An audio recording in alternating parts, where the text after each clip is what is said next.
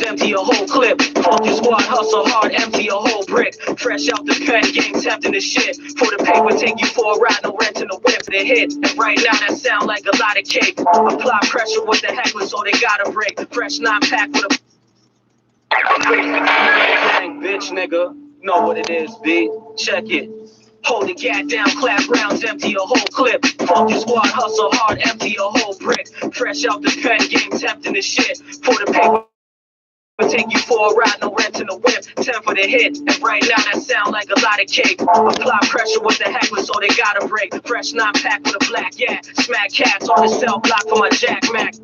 Bitch niggas out having the fist. Work out with the arms and I ain't meaning the dick. Fuck, T-gram stamp for what you know is a bird. Snow on the curb, smoke like you blowing the herb.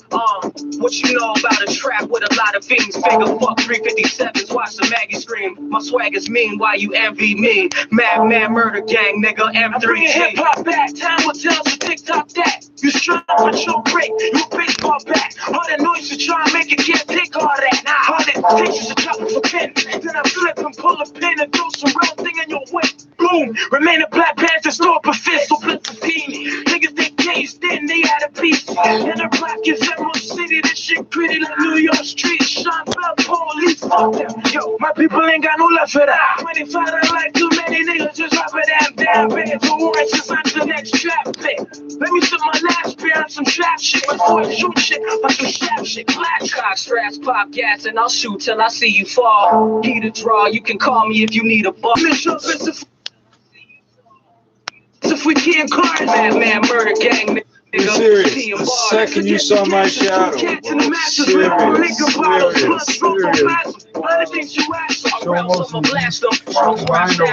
It's time for action. Motion picture shit. This is it. No Mike Jackson. Kush getting real, got a rash. I'll kill you for Trey bars, so mind when you pass them. I'm playing with the heat just like my name was Haslam. Cardi says my passion. T grabs my right hand. Both with you black blue cold like Iceman. The pipes blam and they light like a nightstand. Blam blam, turn your face cherry like a white man.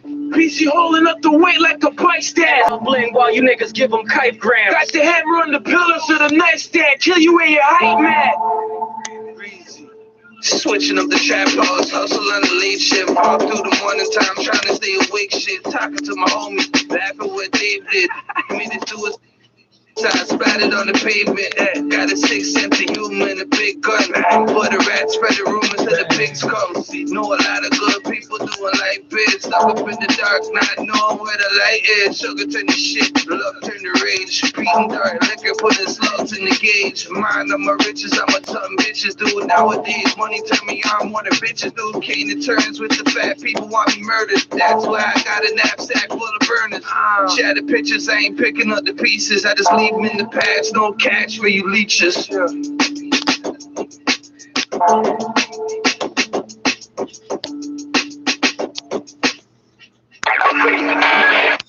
Bang, bitch, nigga. Know what it is, B. Check it. Hold the gat down, clap rounds, empty a whole clip. Your squad hustle hard, empty a whole brick. Fresh out the pen, game tempting the shit. For the paper, take you for a ride, no rent in the whip. 10 for the hit, and right now that sound like a lot of cake. Apply pressure with the heckler, so they gotta break. Fresh 9-pack with a black yak. Smack cats on the cell block for my Jack Mac. Bitch niggas out having cleaning the fist. Work out with the arms and I ain't meaning to dip. Fuck, T-gram stamp for what you know is a bird. Snow on the curb, smoke like you blowing the herb. What you know about a trap with a lot of fiends. Figure fuck 357s, watch the Maggie scream. My swag is mean. Cause Emerald City, this shit pretty like New York Street. Sean Bell, police, fuck them. Yo, my people ain't got no love for that. 25, I like too many niggas, just drop it damn bad. For oranges on the next trap bit. Let me sit my last beer on some trap shit. My boy shoot shit, on some sharp shit. Flash cock straps, pop gas, and I'll shoot till I see you fall. Key to draw, you can call me if you need a ball. Well, fuck your whole image up as if we can't card. Madman murder gang, nigga, it's P and bar. Let's forget the gangsters, 2 cats in the mattress with all the liquor bottles. Blood rolled, don't pass them. Mind the things you ask them. Or else I'ma blast them. Trunks where I stash them, yo, it's time for action. Motion picture shit, this is it. No Mike Jackson. Kush getting real, got a rash. I'll kill you for Trey bars, so mind when you pass them. I'm playing with the heat just like my name was Haslam. Carly says my passion, T grabs my right hand. Must make you black, flow cold like Iceman. The pipes blam and they light like a nightstand. Blam, blam, turn your face cherry like a white man. PC holding up the weight like a bike stand. It's all bling while you niggas give them kite grams. Got the hammer on the pillars of the nightstand. Kill you in your height, man. Breezy. Switching up the trap house, hustle on the late shift. All through the morning time, trying to stay awake shit. Talking to my homie, laughing what Dave did. Committed suicide, splattered on the pavement. Got a sick sense of humor and a big gun. But the rats spread the rumors that the pigs come. See, know a lot of good people doing like biz. Stuck up in the dark, not knowing where the light is. Sugar turn to shit, love turn to rage. Beating dark liquor, putting slugs in the gauge. Mind on my riches, I'ma do you something bitches do nowadays. Money turn me on more than bitches do. Came to terms with the fat people want me murdered. That's why I got a knapsack full of burners. Shattered pictures, I ain't picking up the pieces. I just leave them in the past. No cash for you leeches.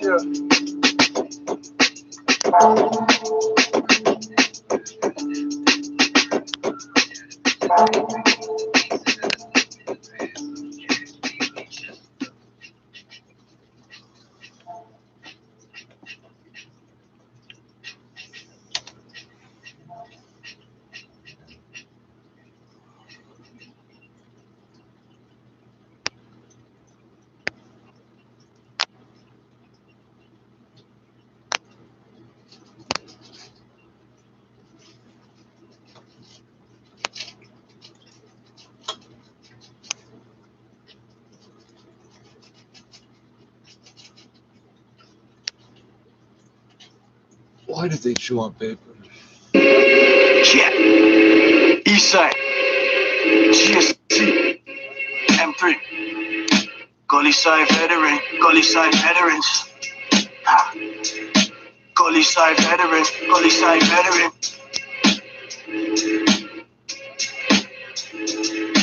Gully side veteran. Niggas know who we better than. Club night, 10 deep, stick the knife in the Madeline. Gully side veteran, M3 GS them. Gully side veteran, Gully side veteran. Me and my bitch like John F. Kennedy, Maryland. We still selling that white power, we call it arrogance. I'm like, when I'm carrying a straight bar, M3G, I'm in a surgeon. Playing good Samaritan, listening to Barrington. Winner respect, nobody like an American. Talk like a what, my niggas has never heard him. Nope. Throwing up signs like a deaf guy. Make me crash the track like left eye. Niggas had their chance, well maybe next time. How you get that shot charge, didn't get time. I was locked up doing dead time. Now I'm free as a bird, it's like a jet flying. You need medication, but I got medicine. This shit hit like an earthquake when it level him. No some real bad boy, what's the Eglinton? I'm Steve Roberts, and I'm Sarah Harris, here to tell you news this hour. The premier Facebook order following more than a week asked about regarding his that he's leaving the country. And he weighs in on what he's been up to for 8 days. The premier again calling for tighter border rules, including a hotel quarantine for land crossers, but the federal government argues the current rules are strict enough. It's day one for the Canadian military helping with COVID recovery patients at the Mobile Health Unit at Sunnybrook Hospital. Keep both hands firmly on the wheel if you're out and about today because the winds are blowing under a special weather statement called GSC. M3. Gully side veteran. Gully side veterans. Ha. Gully side veteran. Gully side veteran.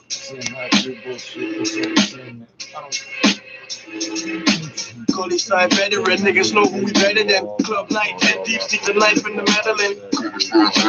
Gully side veteran, M3 GS them. Gully side veteran, Gully side veteran. Me and my bitch like John F. Kennedy, Maryland. We still selling that white power, we call it arrogance. I'm like, when I'm carrying a straight bar, M3G, I'm in a surgeon. Playing good Samaritan, listening to Barrington. Winner respect, nobody like an American. Talk like a what, my niggas has never heard him. Nope. Throwing up signs like a deaf guy. Make them crash the track like left eye. Niggas had their chance, well maybe next time. How you get that shot charge, didn't get time. I was locked up doing dead time. Now I'm free as a bird, it's like a jet flying. You need medication, but I got medicine. This shit hit like an earthquake when it level him. No some real bad boy, what's the Eglinton? That's the the real white boys, West and Fredericton. My man Seckel them, bringing up the Remington. Bunch of fake niggas fighting like wrestling. Blood clot, I'm a Galatasaray veteran. Nothing like a rookie. Them boys can't handle my work. Slang cookie, still slang cookie. For that, leave your face black and blue like Tookie. My 10 clapping dog since I left Jersey. Better ask about Charlie, he got mad juppies. Like Sierra got goodies, bullets off stubbies. Walking through the streets in my trade, found hoodie. I'm a college side veteran. Niggas know who we better than. Club night, 10 deep, stick the knife in the meddling. Gully side veteran, M3 GS, them gully side veterans. Gully side veteran, niggas know who we better than. Club night, 10 deep, stick the knife in the meddling. Gully side veteran, niggas know who we better than. Club night, 10 deep, stick the knife in the meddling. I never allowed sex so bitch like I was traveling. Couldn't say post if you brought 007 and you couldn't light shit up. If you were Thomas Edison and all these MCs just suck, there's no comparison. No, can't see these niggas, I'm like a blind guy. Nobody cares since I drop I cry. When I say I'm connected, there's no Wi-Fi. When I walk in the building, it's like sci-fi. I'm the best in this bitch, nigga, like white light. Bust your body boy starting with try shy. You need a hookup, baby girl, I got all of that. I'm right in the pussy, I make it all of that. Charlie boy here ain't on the kill something. Since a young boy, I ain't no chill button. Boy stab me up, I ain't feel nothing. 13 stabs and it's still nothing. Jay Spence and Jay Banko, they got an angle. About 18 white bitches that's on the bankroll. New leather clutch and the suede and the kangaroo. Give me that L shit, niggas better be thankful. Gully side veteran, niggas know who we better than. Club night, 10 deep, stick the knife in the meddling. Gully side veteran, M3 GS, them gully side veterans. Gully side veteran, niggas know who we better than. Club night, 10 deep, stick the knife in the meddling. Gully side veteran, niggas know who we better than. Club night, 10 deep, stick the knife in the meddling.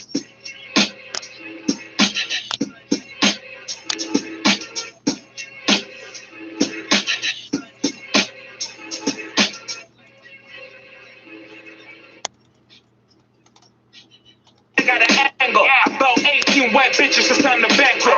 New leather clutch and the suede and the kangaroo. Give me that L shit, niggas better be thankful. Gully side veteran, niggas know who we better than. Club night, 10 deep, stick the knife in the meddling. Gully side veteran, M3 GS, them gully side veterans. Gully side veteran, niggas know who we better than. Club night, 10 deep, stick the 50,000 people entered Canada overland in the past 2 weeks, and Metro Ontario, that is, many to avoid the mandatory hotel quarantine for air travelers. They want that loophole closed. Because as long as you can fly to Buffalo, take a taxi or a limo to the U.S. border and walk across to Canada. There's people out there going, oh shit, that's right, we can do that. I swear to God, that's how this is. However, the federal government argues there's a fundamental difference between land travelers from the Not U.S. really. and those entering via airports. PCR test. Material says the two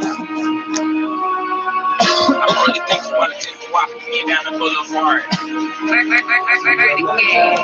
I left young shit and done that as a coat like Curtis. Meaning nothing off like a fucking compass. Kermit the Frog flipped out, kill the Muppets. Cause Miss Piggy sucked dick, so he said fuck. He chipped into a bucket, a buccaneer and a puppet. By fucking up with the budget, and so it became a culprit. Burst and a drumstick, taking out from Popeyes. Piggy missed the mark and Miss Piggy got cockeyed. Treehouse stories, we take it down in the Sesame. Oscar more dinner with us, who remains some enemies. Homies sell a crush where they purchase a couple SMGs. Cause children acting like you won't get a crack and he suck his teeth. Fucking crowds that'll sit you down like a fucking couch. Asking off for letting them off. Gonna chuck them out, fuck around with Miss Piggy, but that was just a bitch word. Kermit still pissed off, hollering at Big Bird. I'ma keep the one in Suzuki Gixxer. Swerving through the streets as if it was sipping liquor. Everybody knew that Bernie had been his knicker. White boy wasted, they acting like they some wickers. I'ma put the trigger in Bernie, he couldn't figure out why he didn't kill him before. The fuck was he thinking about? I'ma fill the script now. Real shots licking out. Big morale in your mouth. Jay said bring him out. Yeah, Kermit was the gator. Elmo was the blood. Big Bird made paper. Cookie Monster the crib. Attitude of Jamaica. Later this afternoon, speak with reporters and share more about how this operation works. Reporting live from Sunnybrook Hospital, I'm Mark Douglas. You don't remember G.I. Joe? And some breaking news Mash. from Major League Mix them Baseball together this with afternoon, Captain which Planet. inspired Toronto Blue Jays great Roberto Alomar after an investigation into a sexual assault, a sexual misconduct Sesame Street gang wars just ain't making a This is not paper. front Again, page she's still news running, today. even though we taking a taser. Count Dracula and that castle pay for the acre. Sipping no chaser. Couple months later, Count Dracula passed away. I'm out. Yeah, Kermit was a gator. He didn't come before. The fuck was he thinking about? I don't feel the script now. Red shots licking out. Big morale in your mouth. Jay said bring him out. Yeah, Kermit was a gator. Elmo was a blood. Big Bird made paper. Cookie Monster the crib. Attitude of Jamaica. Sesame Street gang wars just ain't making a paper. A gangster still run even though he taking a taser. Count Dracula and that castle pay for the acre. Sipping no chaser. Couple months later, Count Dracula passed away with no neighbors. So please walk with me. Let's take a stroll in the Sesame. Yeah, let's do it. So please walk with me. Let's take a stroll in the Sesame. I'm the motherfucker boulevard. People try getting me, niggas try wetting me. Papas get my fuck something like ecstasy. Walk with me. Let's take a stroll in the Sesame. Out here we got no governments, just enemies. See, the news got bad. Turns out that Elmo was a fag. They exposed the relationships that he had. So Oscar caught a cab and he circled around the Ave, looking for Elmo so we could fucking strip him off his flag. Big Bird kinda mad that Bernie had got shot down. Trouble always happens when his homie Bird is not around. Kermit in the bushes, shining on a homicide. Big night uptick, camera for the Polaroid. With Elmo gone to work continues with Oscar. Kermit slowly sharpens his lip and Maybe fixes even his 90 or up posture. to 100 The or so cynical 110. that his We had kid in the 119. factory. Case Oscar survives and comes back for the slaughter. Again, Piggy caught her, but this time he shot her. Kermit never knew that she was pregnant with his daughter. Now here's a Cookie Monster, but he's on some other shit. Kermit got the knife up, but Oscar got the rubber grip. Yelling grip, shut up at the junkyard. Big Bird's a bitch, come Dracula pulled his punk card. And even he wonder why Kermit ain't got no gun for it. Ate the fucking pork, should've ate the fucking gun store. Now his lungs punctured, shots in the rib cage. No more days off, used to many sick days. Running through these streets like all you see is my enemies. Please walk with me, let's take a stroll in a Sesame. So please walk with me, let's take a stroll in a Sesame. Yeah, let's do it. So please walk with me, let's take a stroll in a Sesame. I'm the motherfucking boulevard. And people try getting me, niggas try wetting me. And papas get my fuck something like ecstasy. Please walk with me, let's take a stroll in a Sesame. Out here we got no nothing, it's just enemies. Do I need 50,000 or do I need 1.5 million? Gee, I don't know. How much can you fit in the bag? I can carry 2 bags. I can carry 2 bags.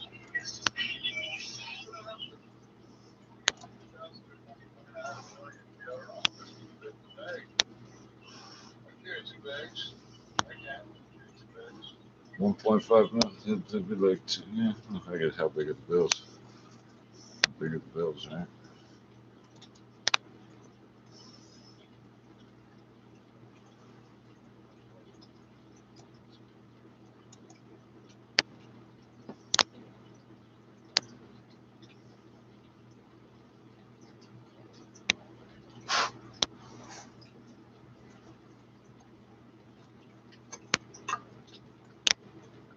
On some Vancouver research that 4 out of 5 respondents to a survey said they'd be happy to continue to work from home. But yeah, Google is going back to a hybrid model this fall, as many other companies are, both in the US and in Canada. And so I think companies big and small, if you do the math, they can. There's definite benefits to working from home for the employee, the employer, and of course the environment with fewer cars on the road, right? The employer can hire the best person for the job. They don't have to be local. The employee has a better work-life balance. I mean, in Toronto alone, the average commute pre-COVID was 41 minutes each way. That's 82 minutes a day in the car. You can do the math. So if you can get that back and you don't mind working from home and you're motivated to do so, it's better time, maybe less money on things like childcare and all that. So there's lots of benefits. So long as people are comfortable working from home, the employer can secure their data properly by having employees work from home because they are using their personal devices in many cases on a less secure network than at the office. this. But if you tick all those boxes and are able to support your workers remotely and everybody's happy and you can live in a town that costs a lot less than the GTA, then everybody wins. Fuck off. You know, it's interesting you say the average commute was 41 minutes because I'm sure there's a lot of people listening right now going, who got home that quick? Come on, really? 41 minutes? Because I think most people would have thought it was like an hour and a half, 2 hours. It feels like a lot of days, It's at least 40 pre-pandemic, that the commute took that long. If we're looking at work from home being something that is sustainable, that is going to continue into the future, are there developments technology-wise that we're going to see that might replicate the office experience a little more closely? I know Zoom has made some adjustments recently to their screen setup, but the one thing that virtually they just can't seem to get or replace is what you were talking about. Is that the lumber on the road, the wood debris, so no traffic getting through along Bedford between Bloor and Prince Arthur. Your next traffic report is at 2:21. Now with the forecast, here's Jill Taylor. Strong gusty wind for us today out of the west-northwest. Gusts could exceed 70 kilometers per hour. Mainly cloudy, some sunny breaks. The last time you said that it hit 119. The wind will settle down. The one time you're like, oh, it could be, there's wind of 20 to 40, possibly up to 50, 60 to 80. Showers late in the day. Why did you say 20 to 80? Why did you say 80? The high 13. Showers and 14 Sunday. For today, the guaranteed high 9. Right now in downtown Toronto, it is cloudy, partly cloudy. Yeah, it is 9 degrees. On a bright sunny day at best. Pearson, 680 News Time, 2:13. Now the Dynamic Funds Market Minute, and for that, let's go to the business The center. air Check is in. soaking Next wet. up, Chris. Well, we've still got a losing day, Steve, on both sides of the border, but markets are looking at gains in the month of April. So the TSX is down 122 points, 19,133. As far as the month of April is concerned, we are talking about a gain of 2.3%. There will be a day of national mourning on Sunday, so I think people are still taking an event, and then you have the fact that some of the missing. I noticed that in the audience of the Jack Benny show and the identification of all of the bodies yet, and so for the families involved, that sense of tragedy and grief is stretching out over the weekend. Tom Bateman. The frontier between the former Soviet republics of Kyrgyzstan and Tajikistan is poorly defined, and minor border disputes between the two countries are frequent. Now, the latest clash over ownership of a reservoir and pumping station on the Isfara River quickly escalated after border guards joined local communities who had started fighting. At least 40 people have died. Kyrgyzstan's chief of national security, Kamchi Bektashev, said he'd had a meeting with his Tajik counterpart, Simunin Yatimov, to try to resolve matters. We've met the colonel, the head of the Tajik security service, and others. The meeting went well. We met on neutral ground. Things are about to improve. All instructions of President Sadir Nurgiyevich are being carried out, and God willing, we will have the whole situation under control by this evening. The BBC's Mike Sanders joins us live in the newsroom. Mike, why is water the cause of such violence? Are you on drugs? Essentially, it's to do with a distribution plant, a water distribution plant called Golovnaya, a Soviet-era plant. Now, that serves three countries, Tajikistan, Kyrgyzstan, and Uzbekistan. And the Tajiks were complaining that the Kyrgyz were having control of this plant and were not distributing the water fairly. So the Tajiks put up CCTV cameras on a pole, and the Kyrgyz felt insulted, and they tried to take them down. And it was at that point that villagers from both sides started throwing stones at each other, and then the security forces got involved, and according to the Kyrgyz, I have to say we're getting most of the information from the Kyrgyz side rather than from the Tajik side. But the Kyrgyz say the Tajik border guards opened fire on 5 border posts around 5 o'clock local time on Thursday evening, and that's before sunset, and several casualties ensued. These two countries became independent in 1991. Is it fair to say this has been a border dispute for the last 30 years? We need that. I think it is fair to say yes, because the problems really go right the way back to the Stalinist era, when Joseph Stalin forcibly settled people who had been nomadic and created artificial boundaries. People like the Kyrgyz and the Kazakhs, a lot of their populations were originally nomadic, and they were put into artificial settlements and indeed enclaves. There are several enclaves where one population is plonked into the middle of a different population, and that has caused problems. Of course, there are several parallel situations elsewhere in the Soviet Union. It's not uncommon. And of course, when the Soviet Union broke up, it became, these issues came to the fore, and this is what we're seeing here between Tajikistan and Kyrgyzstan. Thank you, Mike Sanders there. You're listening to the BBC World Service. Chris has the headlines. Jonathan, a huge bomb blast in eastern Afghanistan has killed around 30 people and injured dozens more. Israel's Prime Minister Benjamin Netanyahu has promised a full investigation after at least 45 people were crushed to death at a religious festival. And new research has shown that the Amazon forest in Brazil is now emitting more greenhouse gases than it absorbs. Now to the big App Store battle. The EU is getting involved in a fight between Apple and some of its developers. The European Commission has formally accused the technology giant of anti-competitive behaviour over the charges it makes developers pay for selling music subscriptions through its App Store. Here's the EU's antitrust regulator, Margareta Vestager. To reach Apple users, music streaming providers, how many paper bags of money do you have in your closet, miss? All them shoe boxes that Apple imposes on them. Our preliminary finding is that Apple exercises considerably market power in the distribution of music streaming apps to owners of Apple devices. Well, yeah, on that market, Apple has you pay $1,200. This all relates to claims from music streaming app Spotify 2 years ago, which claimed the company was stifling innovation in the industry. Our North America technology reporter James Clayton told us more about what Apple has been accused of. Apple has an app store for people who don't have an iPhone.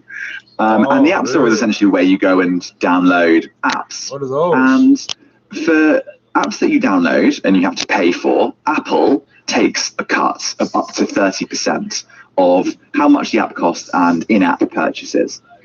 And what Spotify say is that what you're doing, Apple, is you're charging us a 30% cut for downloading our app, but you're also competing with us because you... So, a like here, and maybe it's a 3-day... In Canada, if you buy blank media or MP3 devices or whatever, you have to pay a levy that goes to a fund that's supposed to be for the artists. It goes to the copyright holders, which means the record labels, which means if you want to press your own CDs, you have to pay off the record labels by mandate of government before you can take possession of those CDs and put your shit on them.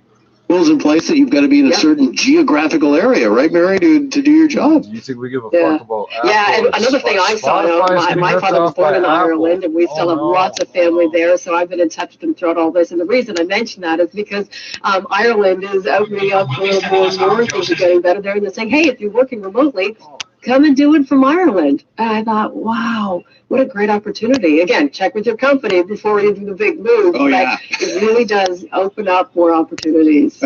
That's funny. I wonder how long you could get away with that until the company went, you're where now? Living where? Oh, should I have checked with you first? I'm sorry. Right. Or what happens if there's an impromptu, hey, we're having a meeting. Everybody come on in. We want to see your faces. Oh, my gosh, I got to book a plane ticket, right? Yeah, I'll be there Friday for sure. 2 Fridays from now, if that's okay. We're back after this break. You're on 640 Toronto. This is Caleb. Hi. Caleb loves to speak in the third person. Caleb sure does. Caleb also loves his girlfriend, Jenny. I'm going to make Jenny my life with an L. So Caleb connected with a diamond specialist from Spence and created a one-of-a-kind engagement ring. You plugged. You know, if they don't want to pay. And so that antitrust, anti-competition charge leveled at Apple. Your winter tires wear faster and get noisy on the warm, dry surface. But with a quick change from winter to Toyota recommended all-season tires, you'll extend the life of your winter tires and enjoy a quieter ride on your all-season tires, which are designed for warmer temperatures. Contact your nearest Ontario Toyota dealer today and get the right tires at the right price, thanks to our price match promise. When it comes to tires, details make the difference. Terms and conditions apply.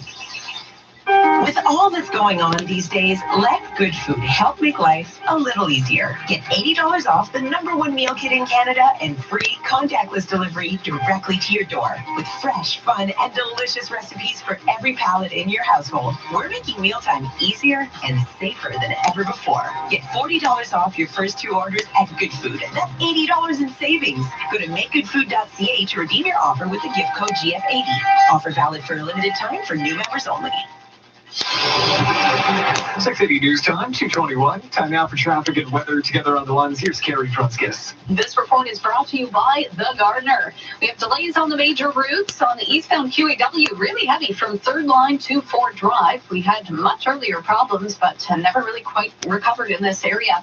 That's the only busy spot, though, on the eastbound QEW. It looks good on the eastbound Gardner into downtown. Northbound on the Don Valley Parkway, still going from Don Mills to north of Lawrence. And westbound on the 401, we still have a number of vehicles on the left and right shoulders approaching Dixie in the collectors. This is where we had some metal debris reported in the 2 left lanes. It looks like that's been picked up by the MTO crews.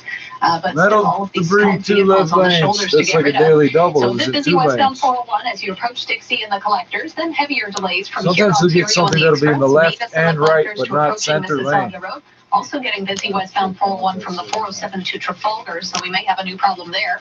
Eastbound on the 401, expect delays from Winston Churchill to east of Mississauga Road, and That's again a from the traffic 427 to the reporter 400 instincts. express end collectors. Southbound 404 is heavy approaching Shepherd in the collectors onto the 401 ramps. And heading out of downtown on the westbound Gardner, that's filling in quickly.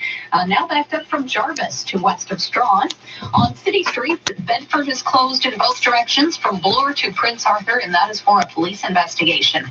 Hire the Gardener and keep your yard looking Zoom call picture perfect all season. Look at all the things the Gardener can do for your yard at hirethegardener.com. That's hirethegardener.com. And now with the extended forecast, here's Jill Taylor. Wind gusts could exceed 70 kilometers per hour out of the west-northwest today. We'll still be dealing with a strong northwest wind tonight. Already reached our guaranteed high. It was 9 degrees early this morning. We'll stay close to that through the day and then drop to 0 for the low. The possibility of some frost with that wind settling down overnight. Tomorrow, some sunshine to start, then increasing cloud. Chance of showers late in the day. Of a gusty southwest wind tomorrow, the high 13. And Sunday, some showers and 14. For today, already reached the guaranteed high, 9. And it is 9 degrees right now in downtown Toronto under mostly cloudy conditions. Still watching those wind gusts right now, topping 61 kilometers an hour in the core. Out of Pearson Airport, overcast and 9. Find a car today, a much better way. Visit OntarioCars.ca. Listen here, my friend, and I'll offer a little advice. Why scour the city looking for a used or new car when you can easily visit OntarioCars.ca and find a large selection to choose from? Couldn't be simpler. No clutter, just car. And I think we were just a little marketing genius because I just.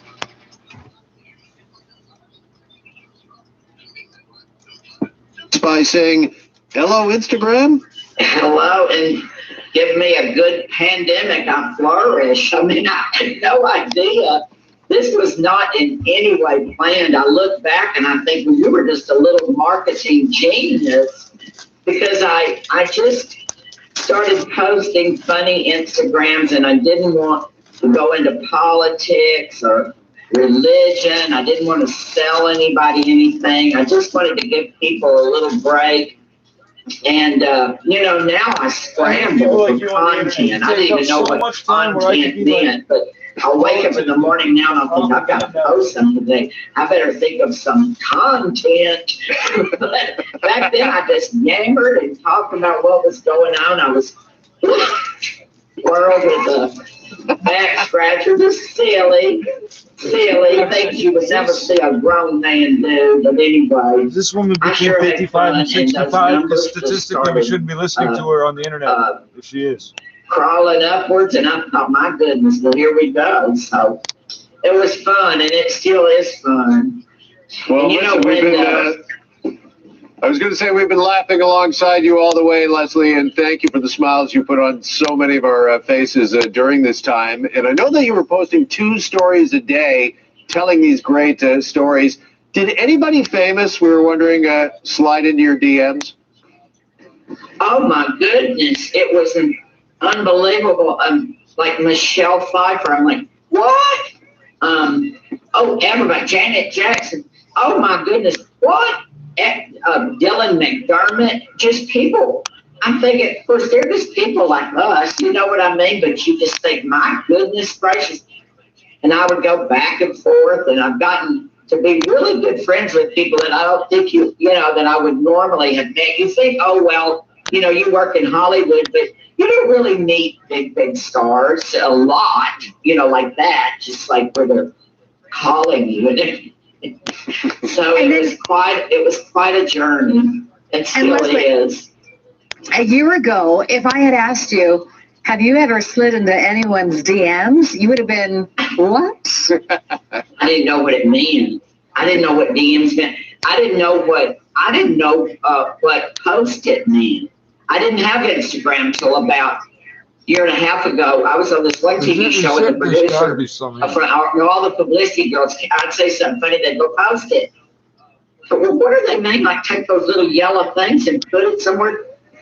I didn't know what they meant. I'm not, and then a friend called and said, honey, you gone. I started posting. They got me on there. But even then I had about 20, maybe 80,000 followers. And then my friend said, you've gone viral. And I said, oh no, honey, don't worry about me. I don't have COVID. I'm good. I thought he meant that's how naive I was. Yeah, well, listen, speaking of famous people, Leslie, you were at the ACM Awards just a couple of weeks ago, and did you make any new famous friends there? Well, I got to meet, I can't believe who. When the tank was raised. It's an astonishment. I was amazed. I was overwhelmed. This is something that I've been working on for 3 years. I would never ever dreamt that in 5 days we would have one out above ground for people to look at. The amphibious Buffalo military tank, a type used extensively in Germany to cross the Rhine during the war, had spent 74 years under the ground. It was one of 16 brought in to act as a dam to protect the town of Crowland during the 1947 floods. But some of them floated away, while others sank in fishing pits. Volunteers say the tank had been well preserved thanks to its resting place in layers of peat and clay. They now hope to put it on permanent display as a reminder of the unusual role the tank played in protecting the area. Maybe there are more out there. Philip Norton, bringing an end to this edition of the Newsroom from the BBC World Service.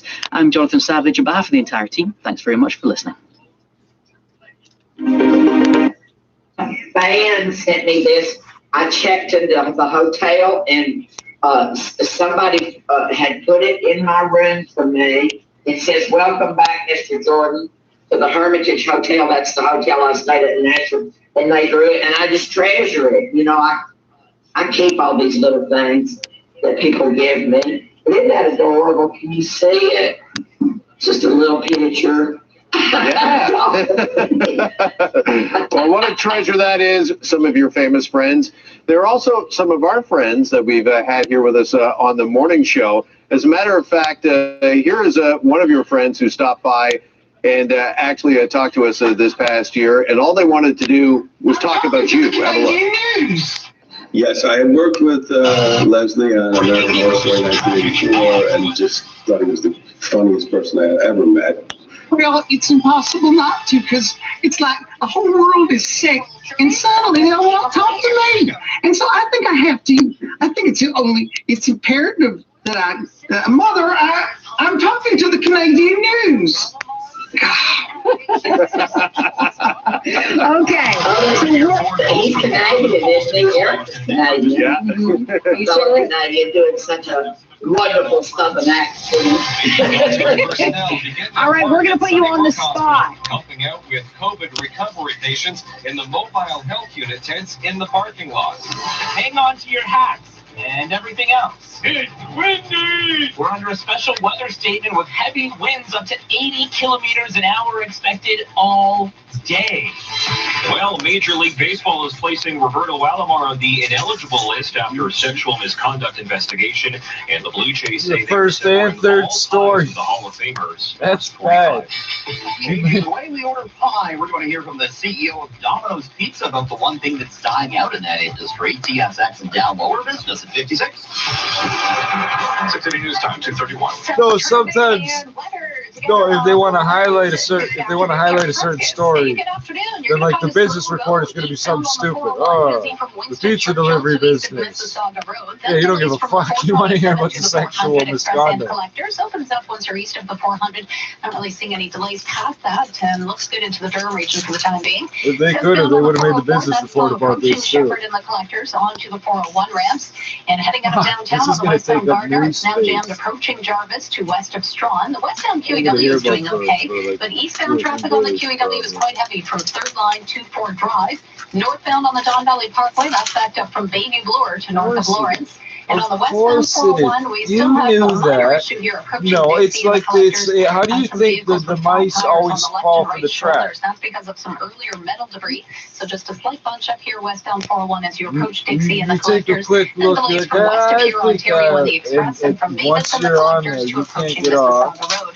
Just got an update from the Toronto You get caught up Transportation in the traffic jam before you realize it. There's no way to get out of there faster than just sitting it out. Traffic jam. Now with the forecast here. Oh, and if it rains enough, you'll be sitting up to your knees in sewage in your car. Guaranteed high for today. We'll stay close to that mark. Strong gusty wind for us. Gusts could exceed 70 kilometers per hour out of the west-northwest. More of a northwest wind tonight and still quite strong. Slight chance of showers late in the day. For today, already reached our guaranteed high, 9. Mix of sun and cloud in downtown Toronto, 8 degrees, feels like 3. This is 680 News. 3?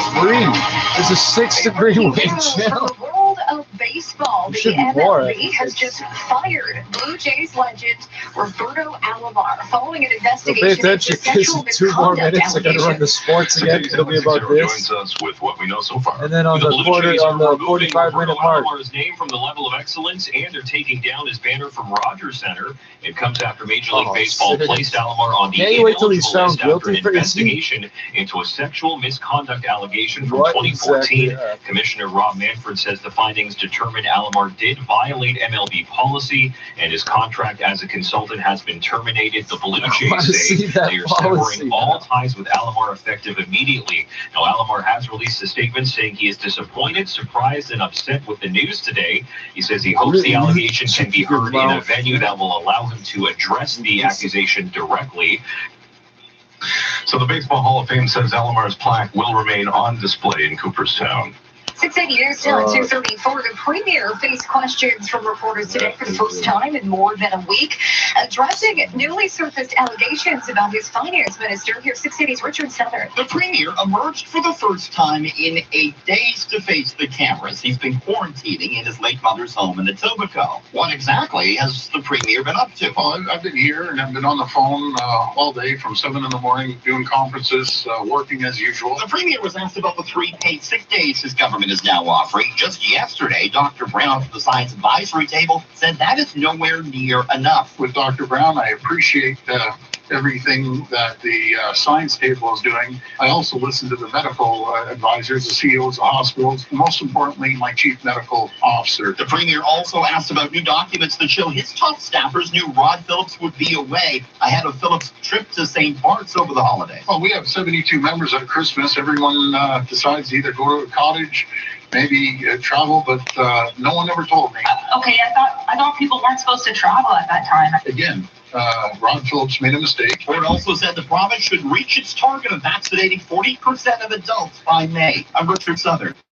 So Ontario reporting 3,887 new cases of COVID today. The Premier continuing to push the feds for tighter border controls. Here's 680's Alex Bloomfield. Premier Ford says tens of thousands of people are now flying to border cities and using land crossings to walk into the country from the U.S. I talked to a taxi driver the other day. They had 400 cars down at the border picking people up. The system is broken. So Ford is asking for the same mandatory 3-day hotel quarantine for land border crossers as is in place at airports. However, the Prime Minister says it's not necessary, as any land travelers from the U.S. need a recent negative PCR test And a 2-week home quarantine is being enforced. However, Justin Trudeau says he's willing to approve another border request from the Ford government, a ban on arrivals of international students. We'll be reaching out to their officials today to formalize that request. Our country's public health agency says there's little evidence land entry to Canada is leading to significant spread of new variants. I'm Alex Bloomfield. It's day one at the Sunnybrook Field Hospital for the Canadian military. Members of the armed forces have reported for their first shift at the mobile health unit, helping to treat non-critical COVID patients. The city's Mark Douglas joins us live with the very latest. Mark. Caitlin, it's a parking lot filled up with Army green tents, and now Canadian military personnel have begun their work here. Crack some more jokes, Michael. From time to time, in their full camouflage uniforms is the mobile health unit at Sunnybrook Hospital. It's the standard look like something uniform, right on the dash. There's even an arrows sign pointing to Tokyo and Miami and Weber's, only 108 kilometers from here to get a burger. It's 34 military personnel working in teams helping out hospital staff with COVID recovery patients. There will be only 8 of those patients out here by the end of today, but there is room for many, many more. The hospital emphasizes this outdoor facility is not an intensive care unit. All the patients out here are in their final stages of getting past COVID. Now, we'll be hearing from hospital officials and from the Joint Task Force Central Commander in about half an hour to learn more about what's happening here and how long this is going to last. Live from Sunnybrook Hospital, I'm Mark Douglas. This is 680 News. On the Weather Watch, hold on to your hat. Toronto and the GTA under a special weather statement, warning of strong winds. 680's Moma Qureshi is getting blown away and joins us live. Moment. Yeah, looking at those winds gusting pretty heavy as trees are swaying side to side. So definitely this a living room two-hands on the window wheel kind of day if you're out there driving, because our meteorologist Jill Taylor says the winds are gusting hard and they're going to cause problems. And this wind is strong enough to bring down branches. We could be dealing with some power outages through the day today. And this is an all-day event, this strong wind. And Toronto Hydro putting out a warning saying if you do come across any downed wires, stay back at least 10 meters and report it to Hydro immediately. Meantime, GO Transit says they've already been experiencing some issues. There's lots of trees around our tracks, and the branches or the trees themselves have blown down onto the tracks, and that's obviously a hazard for our trains. So we've had to cancel some of our trains and give an opportunity for crews to go out and clean up the tracks. GO does say they will have enough shuttle buses and the like to prepare for any sort of longer delays. If you are taking public transit, be sure to check in advance to make sure things are running on time. Reporting live, I'm Moma Qureshi.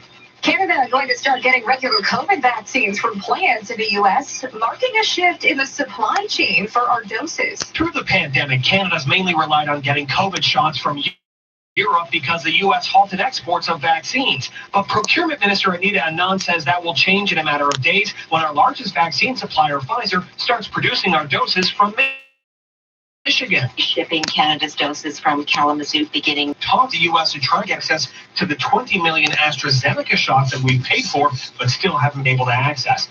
Meanwhile, the Prime Minister is urging everyone to roll up their sleeves to get the shot, saying the country is now in the ramp-up phase. Over 50 million doses of vaccines in the country by the end of June. The spike in deliveries is allowing provinces to widely expand their vaccination. Well, again, Jeff, it's dependent on that supply. So we, our clinics and the appointments that we have available are based on the supply that we know we have. So as more supply comes in, we can open up more appointments. We're able to, potentially, at a maximum when we have, when we're flushed with vaccine, can do about 200,000 a week if we're able to do that. So our clinics are designed to be scalable, as we say. So as more vaccine comes in, more appointments can be added.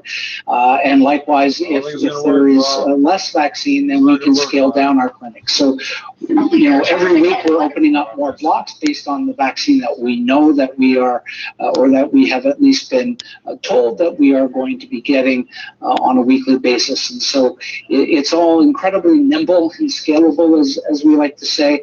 But we are eager, like everybody, to get more vaccine because, as we heard yesterday, those age bands are going to continue to drop. So as of today, for example, if you're 45 or older, you can now book an appointment at one of the city's 9 clinics. And then next week, that is anticipated to drop, and the week after that, and then by the week of May 24th, we understand anybody 18 or over will be able to book an appointment at a city clinic, or any clinic for that matter. Although they don't have bookings, they are more pop-up, sort of, last-minute notice, if you will, to really focus. And the reason why they don't have appointments is they really want to focus on those specific vulnerable areas of the city. It might just be an apartment building, for example. But at our city clinics, where we can do thousands, of course, a day, if we have the vaccine supply, we can really make a dent. And then, of course, we're into second doses. So there's a lot going on, Jeff. Yeah. All right, switching gears, Brad, I also want to talk to you this afternoon about the KPT program, because after a long, hard winter, we're hearing that the city is expecting to and hoping to open upwards of 1,000 patios this summer. What can you tell us about that? Yeah, absolutely. It has been a long, hard winter for the restaurant and bar industry. And so we are excited to be able to start those installations the week of May the 8th, so that when this stay-at-home order does eventually lift, and it will, when restrictions ease and people can start to eat at least outdoors, that those restaurants and those bars are ready to go. And so, in 2020, we had about 800 curb TO type patio settings that we had installed. We will see, as you noted, more than 1,000 in 2021, as applications have been coming in since February to allow us to, make sure that they have the proper insurance and those kinds of things, that they are able to and good to go when curb lanes need to be closed. We're ready to go as well. That's on top of that. 1,000 is on top of patios that already exist, say, on private property, as well as, and this is important, Jeff, plazas in the suburbs. Last year there were a lot of curb TO type patios, in the downtown core, but we really are working and working with local councillors to ensure that restaurants in plazas in the suburbs, for example, can take advantage of this as well and open up. So, those 1,000. In addition to those 1,000, we have a number of potential patios anyway, on private property and parking lots and plazas, for example. So we're really looking forward to being able to assist businesses and the residents of this city to be able to get out and enjoy a meal, enjoy a drink, enjoy some time outside. Absolutely. I know that is welcome news for both restaurant owners and, of course, those that are missing their favorite restaurants and patios desperately right now. Brad, thanks for the time, and enjoy your weekend. Have a safe one. You as well, Jeff. Thank you so much. All right, appreciate it. Brad Ross with the City of Toronto.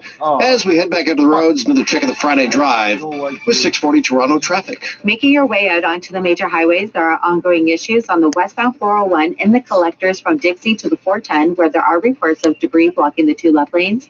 And then over to the northbound 427 before Highway 7, there are reports of wood debris in the center lane, and it continues to be slow from Finch. In town, northbound Bedford, north of Bloor is closed for a police investigation.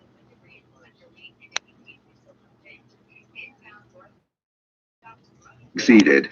In 1834, just wait till there are no more MTO guys. Go pick that shit up, and it's just scrap. Within the scientific description, the author said that this coffee tasted superior to Arabica. The trouble for all of us is that we just couldn't find it. What happened to it?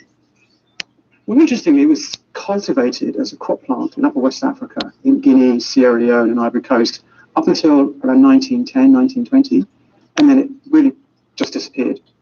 Because? So it's a little bit complicated. Arabica was the only coffee crop species at that time. And then the world discovered Robusta coffee. And Robusta coffee had one really supreme advantage over Arabica, and that it was resilient to coffee leaf rust, which was devastating Arabica in certain parts of the world. As Robusta was introduced and grown more and more around the world, everyone forgot about poor little Stenophylla. So at Kew, we hold an enormous amount of specimens, and amongst those are these coffee beans of Stenophylla coffee collected in 1856, and then there's a sample here from 1873, which are the unroasted coffee beans. They look like Arabica coffee. They're about the same size and about the same shape. The interesting thing is that when I first came across these many years ago, I thought, that's interesting. A lot of wild coffee species have very small seeds, and these are a commercial size. So this sounds like a kind of lost and found. You decided you were going to go out and find Stenophylla.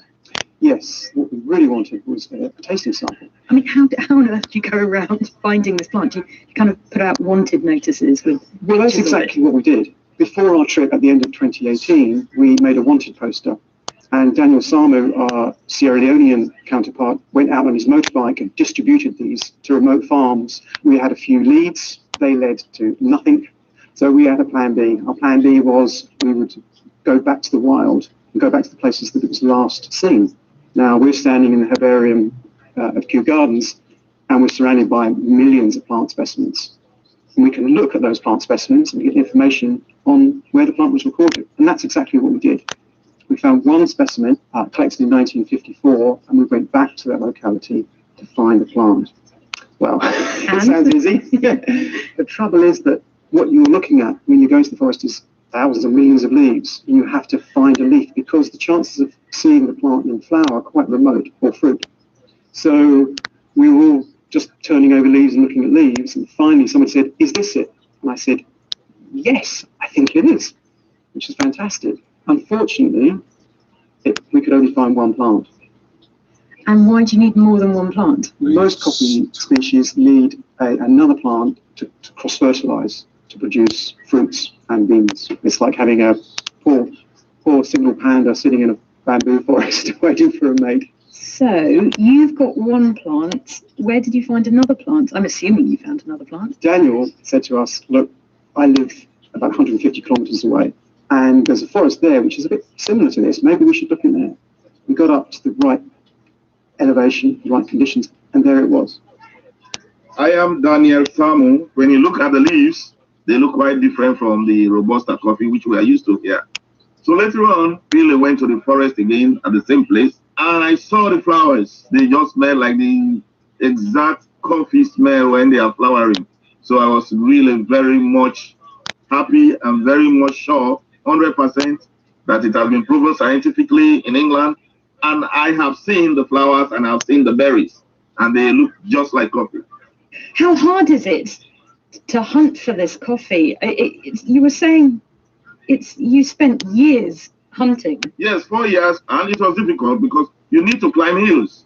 You have so many trees, so many leaves that are similar, so you really need to go, after climbing, exhausting yourself, you really need to go and start searching. When you reach the 400 meters level, you start to search, identifying leaves from leaves, trees from trees, distinguishing those trees is a bit difficult. These are some beans that were collected directly from the forest. Oh, interesting. Those are a lot smaller. They are a lot smaller, but what you have to remember is that the ones I have here from 1873 were cultivated, and these are just literally taken from the forest. So they were watered. How many different species of coffee are there out there, and do most of them taste okay? There are 124 coffee species, and nature will select for the fact that if it tries to grow big and there's not enough water, it'll die. If it stays small and there's too much water, nothing when lost. we did the initial tasting in East London, our expectations were very low, but when we did the very first part of the assessment, which is to smell the ground roasted coffee, immediately we thought, wow, this is something really exciting. This was the big surprise for us. In fact, the head of the tasting panel, who has professional qualifications in tasting, said it actually tastes like a Rwandan Arabica from high elevation. And that doesn't make sense in terms of the coffee rule book, because good tasting coffee is Arabica from high elevation.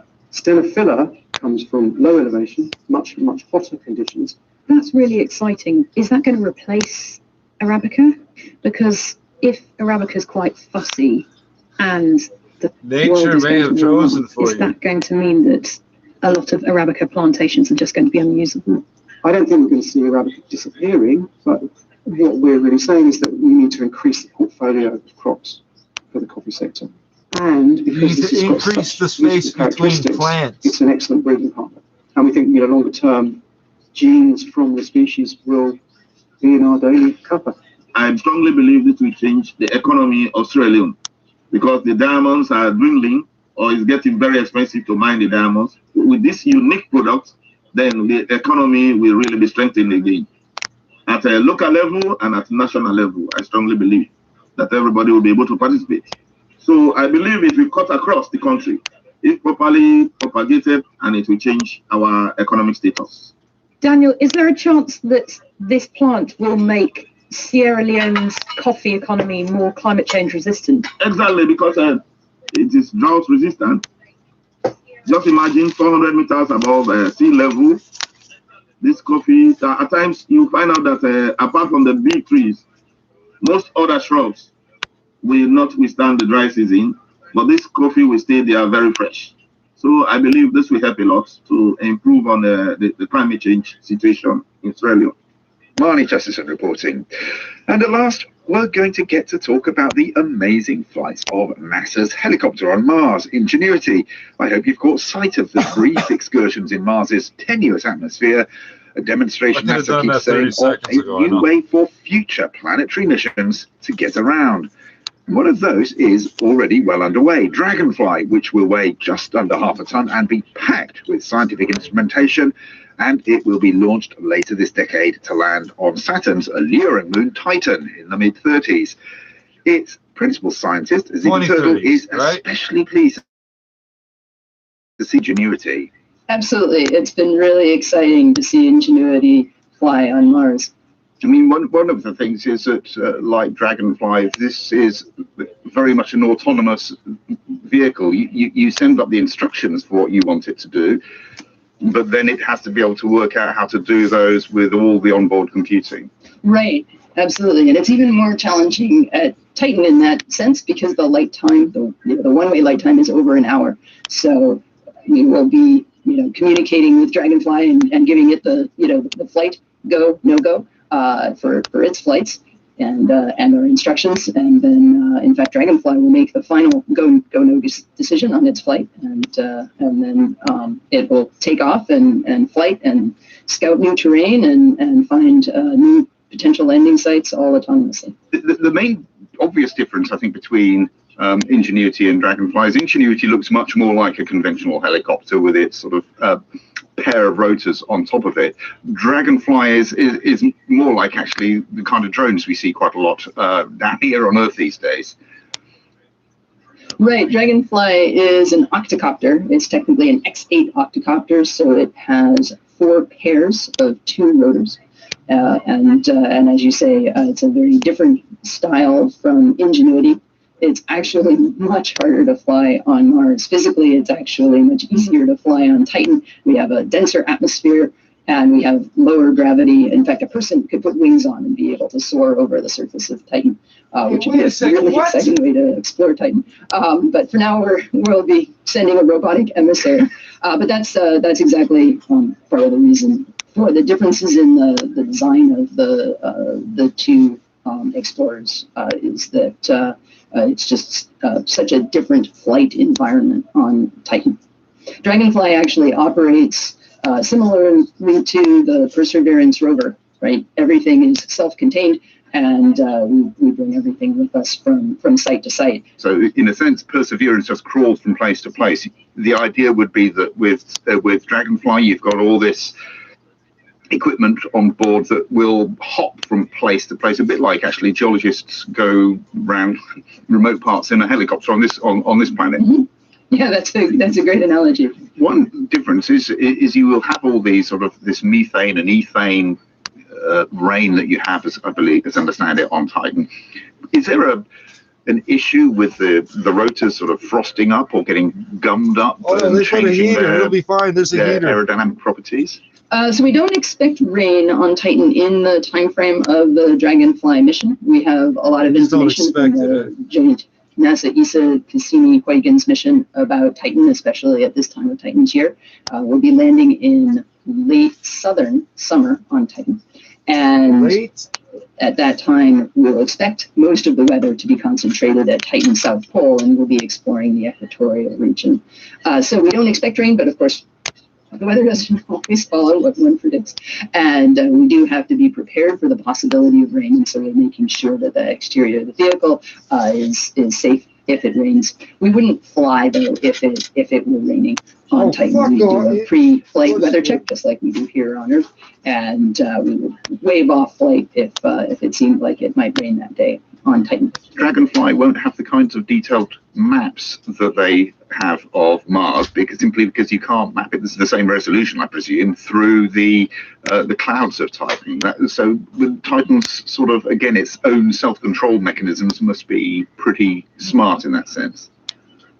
Yes, so we'll do terrain relative navigation and build up maps as we go along with Dragonfly. We have, of course, maps of the surface from the Cassini orbiter that did 126 flybys of Titan and built up global maps of Titan, and we have good data of the area. But we don't have the same infrastructure at Titan that we do at Mars, where there have been multiple orbiters for decades taking data and mapping the surface in great detail. Nor do we have a set of relay stations, so all of the communications from Dragonfly to Earth are direct from the surface of Titan to the DSN here on Earth, as opposed to going through a relay. So there are certainly some operational differences that we will be contending with at Titan. I mean, we've seen those delays between the actual flights of Ingenuity and the first pictures coming down from each one. I guess it's going to be even more nerve-wracking for you in that sense. Yes, the light time from Titan will definitely be nerve-wracking. The data Dragonfly sends back will be amazing. I don't want to wait. Thanks to Zibby Turtle at Johns Hopkins University for taking time out of a busy development schedule to tell us about the mission. How our ambitions have grown since the late Michael Collins piloted Apollo 11 to the moon 50+ years ago. I thought we'd close with another clip from the series 30 Minutes to the Moon, where presenter Kevin Fong highlighted Collins's commitment to the collective mission that was the first moon landing. With Eagle on its way to the lunar surface, Collins was by himself. Interviewers often fall into the trap of asking him about this and their imagined sense of his cosmic isolation. But in Carrying the Fire, Michael Collins is clear. He was indeed alone, but never lonely. I don't mean to deny any feeling of solitude. It is there, reinforced by the fact that radio contact abruptly cuts off at the instant I disappear behind the moon. I am alone now, truly alone, and absolutely isolated from any known life. I am it. If a count were taken, the score would be 3 billion plus 2 over on the other side of the moon, and 1 plus God only knows what on this side. I feel this powerfully, not as fear or loneliness, but as awareness, anticipation, satisfaction, confidence, almost exaltation. The whole of that multi-award-winning podcast series is still available at bbcworldservice.com. Do download it if you haven't yet. And past Science in Actions are there too, forever, should you ever want to listen again. But for now, from me, Roland Pease, and producer Alex Mansfield, thanks for listening.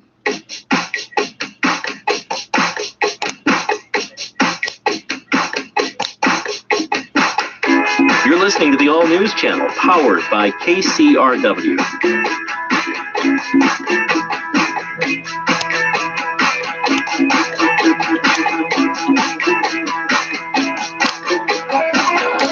Listen to KCRW music around the clock on Eclectic 24. The all-music streaming service features new, classic, and exclusive tracks 24 hours a day on demand. Go to kcrw.com/eclectic24 or stream on the KCRW mobile app.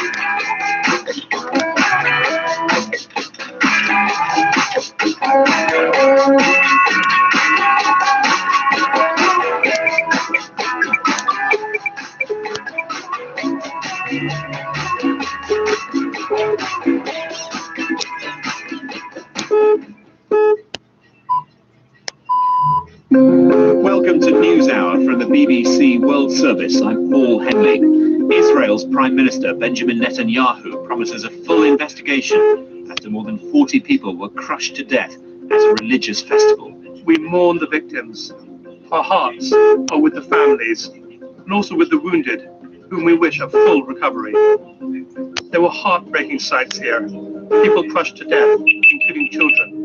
Also, we hear from a government minister on rising COVID infections in Pakistan's Punjab province. The deadly lively dispute over water rights on the border between Kyrgyzstan and Tajikistan. And we get reaction from Nigeria after Germany says it will return some of the prized Benin bronzes. It's important that these works are brought back because these works are a symbol of our history, our culture, our tradition, and our civilization. All after this news. Hello, I'm Moira Alderson with the BBC News. Officials in Afghanistan say around 30 people have been killed and dozens injured in a bomb blast in the east of the country. Explosives hidden inside a vehicle detonated near a guest house in Pul-e-Alam, the capital of Logar province. Jill McGivering reports. Local officials say a vehicle bomb exploded at around 7 o'clock in the evening local time, badly damaging a guest house. Some of the dead were students staying there in the city to take university entrance exams. Footage showed victims being pulled from the rubble. A ward in a nearby hospital suffered blast damage. It's unclear who carried out the attack. Afghanistan has seen a surge in militant violence in recent months. Peace talks between the government and the Taliban have stalled, and many are anxious about what will happen once the US and its allies withdraw in September. A new study says that Brazil's Amazon forest released 20% more carbon dioxide into the atmosphere in the past decade than it absorbed. Brazil is home to 60% of the Amazon, the world's biggest tropical forest. Here's Leonardo Rocha. One of the authors of the study said it's been possible to show for the first time that the Brazilian Amazon is now a net emitter of CO2. The increase of carbon dioxide in the atmosphere is one of the main causes of global warming. The world has been relying on the Amazon, its biggest tropical forest, to absorb and store CO2. Large-scale logging and deliberate forest fires are blamed for the worrying figures. The study shows the situation is likely to get worse as the rate of destruction of the forest in Brazil has increased fourfold since President Jair Bolsonaro took office in 2019. The European Commission has formally accused Apple of anti-competitive behaviour by disadvantaging rival music services on its App Store through the use of high fees. The Commission said that Apple's policy of charging a 30% commission on subscriptions amounts to abuse of its dominant market position. The case was launched following a complaint from Spotify. Our North America technology correspondent is James Clayton. I think this is a huge problem for Apple. If you look at the two operating systems in the world, they are Android and they are iOS. Attached to those two are these two app stores. If you're a developer and you don't want to use either of those two companies, you basically can't make apps. You can't be a developer. That has been described by multiple different politicians and companies as a duopoly. And we're starting to see this accusation mirrored in many different countries by many different politicians and companies. A deadline expires today for European Union member states to submit their plans for spending their share of a $900 billion coronavirus recovery fund. Poland said it would submit a draft version on time, but reserved the right to make changes. A junior coalition partner says taking the money may mean accepting policies it opposes, such as gay marriage. BBC News. What? The Israeli Prime Minister, Benjamin Netanyahu, has promised a thorough investigation into Thursday night's crash at a crowded religious festival in which at least 45 people died. More than 100 people are being treated for injuries following the all-night Lag BaOmer festival, which attracted tens of thousands of Orthodox Jews. It's unclear what triggered the crash. Tom Bailey visited the scene of the disaster. What you see there is a very steep metal ramp heading down a narrow walkway, which was where many hundreds of these pilgrims were heading down the mountain from the shrine itself. Eyewitnesses talked about it being very, very slippery at the time. As you turn right from there, there's some steep concrete steps. And some people were saying that at the bottom of those steps were barriers that were preventing access from the path of that particular route. And so what appeared to happen was people were slipping down the slopes. The crowd behind weren't aware of that. People were becoming trapped in front of them. The crowd simply carried on, and then a crush and a stampede developed as chaos then ensued. A Kenyan doctor all day from 7 a.m. Ford also says 40% of the province should be vaccinated by May. I'm Richard Southern. Or what? And Ford says if it were up to him, he would close Pearson Airport. We continue our coverage with the premier again appealing to the federal government for tighter border control. 6 Cities' Alex Bloomfield joins us with that angle. A frustrated Premier Ford paying the arrival of new variants on porous borders. In the last 2 weeks, 150,000 people came through our land borders in Canada. 36,000 a month are coming through the airports. Ford now wants the same 3-day hotel quarantine to be imposed on anyone entering by land. However, the Prime Minister insists there's a fundamental difference between land and air entry. Anyone who comes to the U.S. land border has already been tested in the U.S. in the last 3 days. Then they have to get tested again. And everyone has to quarantine for 2 weeks and do another test on day 8. Federal health officials add there's little evidence land crossings are leading to significant variant spread. The Trudeau government will agree to another border request from the province, a ban on arrivals of international students. I'm Alex Bloomfield. This portion of the news brought to you by Shane Baghai. Boots on the ground at Cybrook today. Members of the Canadian Armed Forces have begun their mission at the Mobile Health Unit. 680's Mark Douglas is there. Army green hospital tents and military personnel walking around in camouflage uniforms. It does look like a scene right out of MASH, and they've even got a direction sign set up like on the show. It's only 108 kilometers from here to get a Weber's burger, it turns out. This is the mobile health unit at Sunnybrook Hospital, set up in the parking lot. You can see from Bayview Avenue. 34 military personnel working in teams. So far, only 8 patients expected by the end of the day, all of them in their final stages of recovering from COVID. Of course, that number could go way up in the coming weeks. The hospital is stressing this is not an ICU out here. The military personnel from Joint Task Force Central help out here, so it's easier for the nurses and the doctors in there in the rest of the hospital. From Sunnybrook, I'm Mark Douglas. 680 News Time 307. Well, it's quite a windy day in the GTA. 680's Roman Qureshi joins us with more on a special weather statement moment. Yeah, it is a blustery one outside. Our meteorologist, Jason Fraser, says those winds are ripping around and it could get worse. So far, we have seen some sustained winds at Pearson right around 55 kilometers per hour. But throughout the afternoon time, we could see some of those winds gusting up to around 80 kilometers per hour. That could potentially lead to some tree branches flying around the GTA, and it could end up meaning that some tree branches could end up breaking and knocking into some power lines and knocking off power. Now, Toronto Hydro reminding you, if you do see down power lines, to stay at least 10 meters back and call somebody from Hydro immediately so they can come and take a look and fix it. We know Go Transit has said that some downed trees have already caused delays to some lines, to some transit lines. So if you are planning to ride transit on your way home, check in to make sure everything is running on time and plan for the delays accordingly. Reporting live, I'm Omar Qureshi. This is 680 News on the International Watch. India has broken another record for the most cases of COVID reported in a single day. More than 400,000. 680's Michelle Mackey joins us live. That's what I was going to ask. Did we get over 400,000? Now, what's the number? I was wondering if we... No, because it was 300, 315, 330, 350. To take action. Starting Tuesday, May 4th, we get to 375 or just straight to 400? Will restrict travel from India, though the policy won't apply to American citizens, lawful permanent residents, or other people with exemptions. It comes as desperation for oxygen grows in New Delhi. We're here in this long line. It takes all the way around the block over there.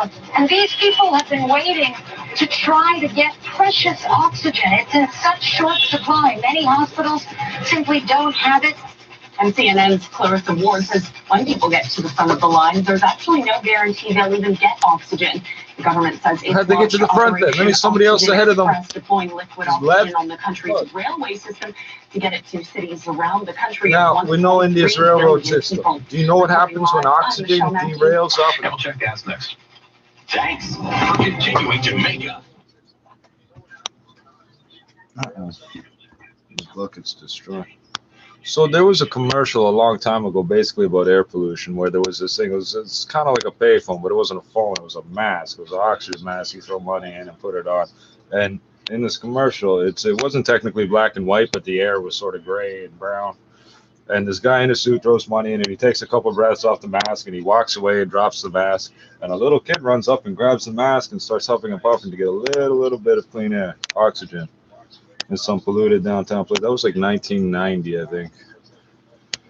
Oh, so that's got no relation to the day. 60 News gas price update. Info predicts no change at midnight. It's about $1.31.9. Really? As Desjardins agents, we take the time to get to know you, because the more we know, the better advice we can give. So your vintage vinyl. You should quit smoking. Stop drinking stuff. Can you try not to get arrested sometimes, please? It's $1.27 over here and $1.15 for diesel. Yeah, I remember recalling that thing about that commercial a few weeks ago, a couple months ago, and then this came up. But I was sort of also partially thinking of these, supposedly in Mexico, there's gangs that were trading in oxygen before the president decided to believe that COVID was real or some shit. They're testing on American soil because they're coming in from the U.S. of A. That's the land border crossing, obviously. And so I guess unless you're coming Saint Pierre Miquelon, I don't know. This is where we see, again, another sort of the two are not meeting eye to eye on how this ought to be addressed. Doug Ford rather adamant about it earlier today, talking about these variants of concern, 90% of the new cases, he said, are these variants, and they get in because of a weak border. As he said, they can't touch the land. We're already landed. Then he went on to say, if I had the power, I'd close down Pearson Airport. Well, that's interesting, because the international flights certainly are a reason to be concerned. The ones that were coming in from India, as well as Pakistan. Several other countries have closed off air travel from India. Haven't heard about Pakistan per se, but India, you know, because we know the ravages of the variants there. And so they've done it, so we can say at least, hey, we're not alone in that regard. So it's not being done just in an arbitrary fashion. There might be some reason for it, that other people share that concern. It's not racist at all. I guess in that sense, there's validation there, proof that other people are as concerned as we ought to be. And so for 30 days anyway, that was the moratorium placed on international flights. Now, we know that there have been people getting around that through the third country landing. They'd land, come in from Frankfurt, for example, you know, and because there's no restrictions on that. Now, we do have the quarantine measures in effect, which is why Doug Ford said he'd close Pearson down if he had the power. And you just know the duty-free shops lobby would be up in arms, and he'd be catching heat from them. And so in the legislature, people would be pounding their desks on the opposition benches saying, how could you do this to the duty-free shops? Anyway, it's madness. It's just madness. We've descended into madness, I tell you. On that matter, though, of crossing, it's become rather interesting, because if you're a snowbird, and I'm guessing right about now's the time, if not sooner, or have you delayed your arrival back into Canada, how stringent are the measures, and do you think it would have been an ideal situation to have imposed a 3-day quarantine while you're tested, and then you pay out of pocket, just as we know air travelers have? Yeah, this is the land dormant for longer. That doesn't add up to the right amount of time. Sight to see the white dust and ash coating the entire mountainside. It's like it's snow covered, but of course it's the emissions from the eruption, and the pyroclastic flows can be seen running all the way down to the sea itself. Oh, right. It's a breathtaking sight. At the same time, there's this pungent odor of rotten eggs, of sulfur in the air.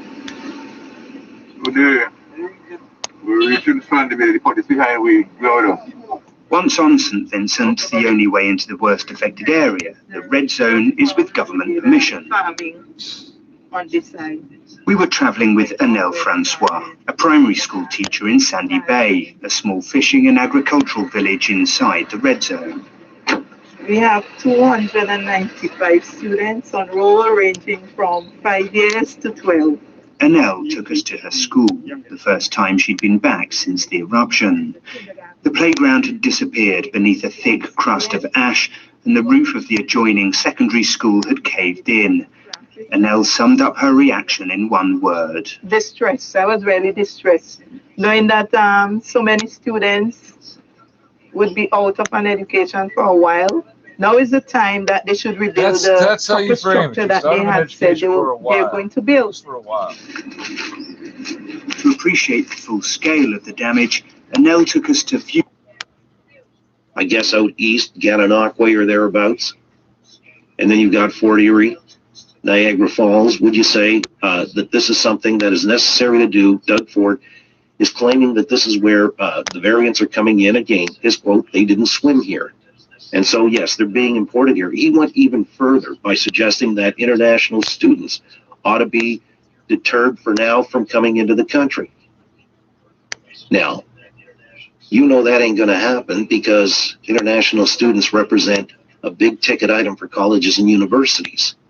In fact, I think they pay on average 3 times the tuition. And so I'm telling you, business may trump health concerns or considerations, or we'll find a workaround, you know, to justify not deterring international students from coming in. I guess at the end of the day, it really comes down to whether you believe these lockdown measures are effective and work and would be seen as necessary to do in a practical way, or a lot of it is just performative, and it becomes the optics anyway to assuage people that something's being done about it. I wanted to open the lines on that before we get around to other matters. So by way of follow-up from a bang-up guest we had yesterday, this 11-year-old kid in New Jersey who dispenses financial advice, so much response to that of a favorable nature. And when it comes to kids and precocious youngsters, that's always, you know, it's catnip for people like me anyway on this program. So we'll follow up on that. How are you still working on the same microphone? We'll also get around to where it's probably right. There's a big scandal happening in the world of professional bridge. I didn't know about it. Well, we're going to find out about it before the hour is out, actually. And the guy who's done a film about it is going to join us to explain what the deuce is going on. You did a film. So, professional bridge. But I wanted to talk about another bridge right now. Is it a bridge too far to demand a quarantine arrangement for people coming in over land border crossings? If you, as a snowbird, have returned to this country, what was the actual protocol? Justin Trudeau maintains you got to test before you even cross to the land border crossing. If you're coming in from the U.S. and then you're tested again on this side, confirm or deny, because I've heard reports to the contrary. And that people would go straight home and start mixing family, friends, going about their business, which may be somewhat different than those flying in. And if that's the case, that disparity may just show you there's inconsistency in the policy, and therefore it leaves us maybe vulnerable to spread, especially with the variants of concern. Again, Doug Ford saying that's really where the problem lies. So is he right or wrong? 870-6400. I will open the lines on that note. It's one of those things I wanted to broach with you right off the top. I'm kind of curious as to how that plays out. And do we need these stringent border controls just as we do at the airport, as much as we think they're stringent? Or is that, again, overreach on the part of the government, unnecessary to do? What's your read? What's your sense for the situation, especially if you crossed or are planning to cross? I'd like to get your take, too. A lot of people, it's not an issue until it's their own ox being gored. And then when you've got to put up with these protocols and practices, suddenly you get huffy or you're resistant to it. Or you might be compliant. Maybe you think it's the right way to go. I just wanted to get a sounding of the water as our first offering on the Friday edition. So away we go. Open show. Great day for Talk Radio. Let's unfurl the flag. See who salutes. 870-6400 is the number to weigh in. 870-6400. From out of town, 888-225-TALK. Get you on board. 18 past. First off to the roads we go on a check of chopper traffic. Good afternoon, Ari Rabinovich. Well, good afternoon, John, and drivers on the road. The wind is the biggest factor for you this afternoon. If you do have to be on the roads, both hands on the wheel, take extra caution. Reports of some debris on the roadway, too, including on the West 401 at Dixie. But first, we have new problems. West 401 approaching the 400 in the Express. A left lane's blocked with a stalled vehicle. And then it's West 401 and the Collectors between Dixie and the 410. Reports of metal debris blocking multiple live lanes here. So just take extra caution through that area. And on the North 427, also reports of debris just before Highway 7 blocking the center lane and a delay back to Finch. Some earlier problems on the East QBW before Dorval have at least been cleared away, although it's still backed up from third line. Driving to Mr. Lube. Sit back with stay in your car tire services. Mr. Lube, proudly Canadian since 1976. Same day tire services at Mr. Lube. The Friday drive is off and running, and I'm Ari Urbanovich. It's Global News Radio, 640 Toronto Chopper Traffic. Hi. Keith here from Speedy Glass to tell you that sometimes even the best drivers are no match for rough roads, and a crack in your windshield can happen fast. Luckily, a crack... Paul Henley with News App. Pakistani government has warned that the next few weeks will be critical for the country as it deals with a rapid rise in coronavirus cases and tries to hold at bay the shocking health crisis just over the border in India. Pakistan's number of critically ill patients is already more than 50% higher than at last year's peak of the disease. But Lahore is the only city so far where a full lockdown is planned. I've been speaking to Asad Umar, Minister for Planning and Development in Islamabad. I asked him how worried Pakistanis were when they looked at what was happening in India. In a way, it's helping us because the scenes coming from India, which are making people a little bit more fearful of COVID than they had become. What does that mean? What are people doing? I think if you went back a few weeks, Pakistanis had pretty much decided that COVID was over and no amount of exhortations were really having much of an impact. It's only since the visuals of India were run on television and on social media that I see mask wearing going up and people generally being more compliant. What about your rules, though? Because the cases have jumped significantly in Pakistan. You're only planning lockdown, aren't you, in one city at the moment? When the rise started, we didn't really wait. We took one set of actions, followed by another set of actions, and now a third set of actions has gone in. And as a result, what's happened is that the average weekly positivity went from 3% to 5% to 7% to 9%.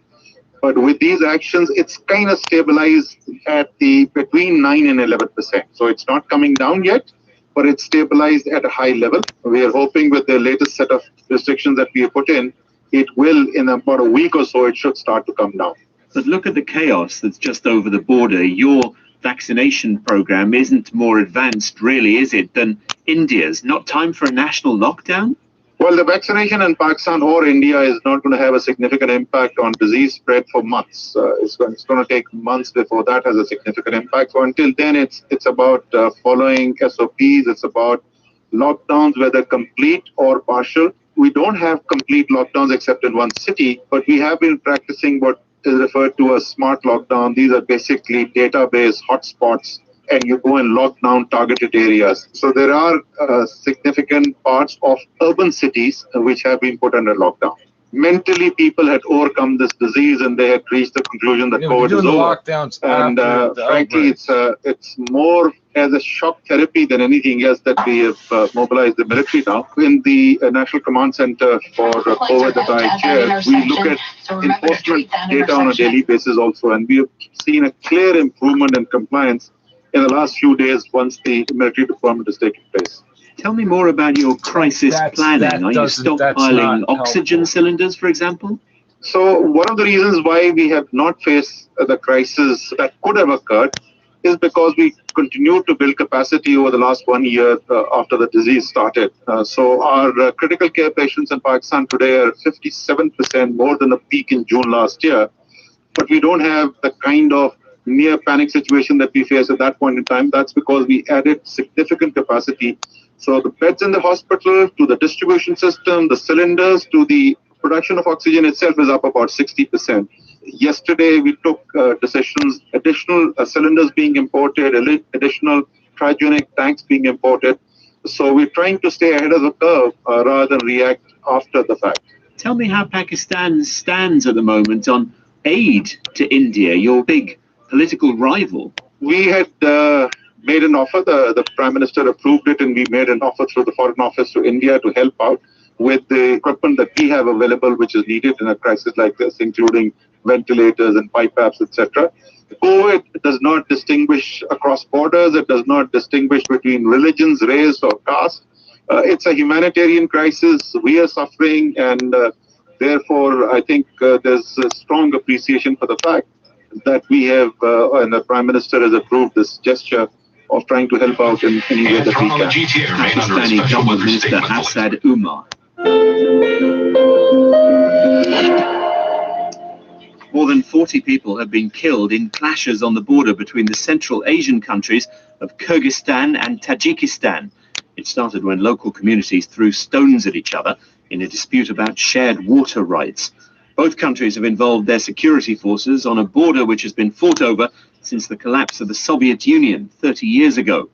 Rizkeldi Satki is the Central Asia editor of an environmental journal called The Third Pole, and he's in the capital of Kyrgyzstan, Bishkek. This is a result of a very nasty border dispute, which is going on for decades now between Tajikistan and Kyrgyzstan. It's a host of issues here. It's access to grazing land, access to water resources. On top of all of it, these two states haven't settled the border issues at that location. What does the border look like in this part of the world where the fighting's broken out? It is very complicated. It's a rugged landscape. Tajikistan has an enclave inside of Kyrgyz territory. Between 30 and 40,000 residents living in that enclave, Tajik citizens, and they are all surrounded by the Kyrgyz villages all around. There's a nasty dispute over access to the surrounding land and water. So the border meanders dramatically. It's far from a straight line, and that is the doing of the Soviet Union when it drew up the divisions, isn't it? Essentially, yes, because the history, all of these conflicts, matter of fact, in the region, they're going back to the Soviet era. So this is a long-standing border conflict. Why is it flared up so badly now? It has been for quite a while now. And this week's violence, of course, it's unprecedented because of its scale and casualties and the use of heavy weaponry by both countries. So up until now, it was typically confined within local incidents of villages on both sides engaging in mob violence, typically throwing rocks. And there were always skirmishes as well between the militaries of both states. Do you suspect that climate change plays a role in what's happening here, a scarcity of water where these people are? I believe it could be, but here's the problem. We don't have data regarding water runoff and precipitation in the area in the glaciers. I think it will be playing a bigger role in coming years and decades, of course. But so far, what we have seen from the ground and reports, these issues are primarily about water management and access to land. And I think this particular violence that erupted on Wednesday, it was triggered by a dispute over water canal. So where water splits into two, one goes to the Tajik enclave and the other one goes to the Kyrgyz side. So the Tajiks claim that the Kyrgyz violated the joint water sharing agreement at that location, but the Kyrgyz side claims that this location belongs to the Kyrgyz side entirely, so they don't have to answer to Tajikistan regarding this particular water canal. Next thing you know,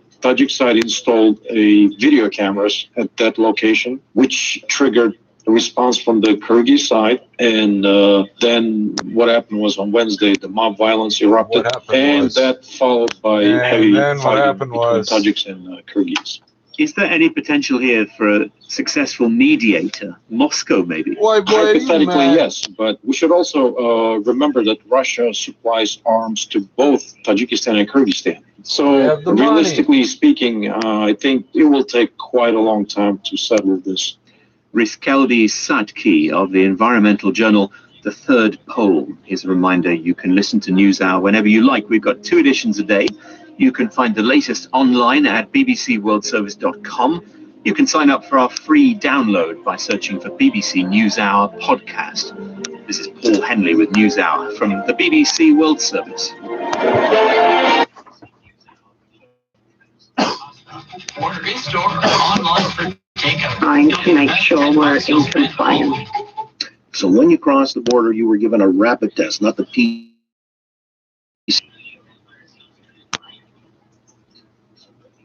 Is that right? Elaine? Going once, going twice. All right. Sorry, by way of follow-up, no answer there. Let me get to Rob. Robbie, what's your story? You just came back from where? Yeah, I just spent the last 2 months in Measures Florida. don't work except for vaccines. Did you drive back? I actually flew. So from Florida, I got a $100 flight flying to Buffalo. Then I reserved already an airport limo and took a limo from the Buffalo airport to Toronto, and that cost me $300, very cheap. And coming across the border, it was great. Just got my test before I left Florida, hopped on a plane, showed them my test at the border, and I opted not to do the test at the border. I was going to do it at home. Got home, did my test, and I still have both of these tests in my hand. They do not follow up. They do not come and pick up my test. I pull them out of my front door, and still no one shows to come pick them up. I've done my 8-day test already. It's still sitting at my front door. Called them. No one wants to pick up my test. So now, yesterday was my 14th day, so now I'm free. But I still have 2 tests at home. Nobody followed up. But by the way, when you came across, you just decided, or did they allow you to go home and test? You have the option. You can either test right there at the border, or you can get a self-test kit, and you can take it home and take it that day. Yeah, but that's no good if nobody follows up. I mean, what point? Might as well not have taken the test. So you're typically on your own recognizance and honor system thing. And if nobody follows up, it's all a moot point. It's an academic exercise. Robbie, I appreciate it, but my question is, do you think Doug Ford is right that there have to be more stringent controls at the border at land crossings? No, I think it's fine the way it is. You have to have a test before you cross, and you're supposed to, if they would follow up and check on these tests, it'd be a different story. So would you have been ticked off if, let's say if it were the same as flying into Pearson, if you were mandated to take a test and awaiting the results of the test, you had to pay for a hotel stay up to 3 days, costing potentially $2,000. Would you have been ticked at that? I wouldn't have done it. I would have just stayed in Florida. Yeah. Okay. Eventually you got to come back. That's kind of a sort of answer. It's a good Canadian deflection. Thanks anyway for weighing in, Robbie. We'll come back. I got a lot of calls in this one, so I wanted to extend the segment. We'll talk about child prodigies in the next hour because it behooves me to follow up from yesterday's precocious 11-year-old with the financial advice he was dispensing. Charming kid. Very, very bright, needless to say. But we'll come back. More of your thoughts. 870-6400. 870-6400 from out of town. 888-225-TALK. Hope the show continues. Global News Radio, 640 Toronto. This spring on Showcase. My patriarchal ancestor, Lawrence Rutherford, found in our town. From the creator of The Good Place and Parks and Recreation. Nathan, I'm calling to request a response to Mayor Chisenhall's decision on Big Larry. I'm sorry, what? This does not take into effect the sustained winds, which are right around at 51 kilometers per hour. Overnight, though, we'll start to see the winds die down. We'll also see the skies clear up as well. But after that, I'm concerned about the possibility of some frost developing, and we'll see temperatures bottom out right at the freezing mark. 7 degrees right now at Pearson. Our overnight low is 0 degrees. That's the 680 News. Big breaking news from the world of baseball. The MLB has just fired Blue Jays legend Roberto Alomar following an investigation into sexual misconduct. Leo and his He was fucking wrong, right? next team in Toronto in the GTA. Call 416-917-5466. That's 416-91. No.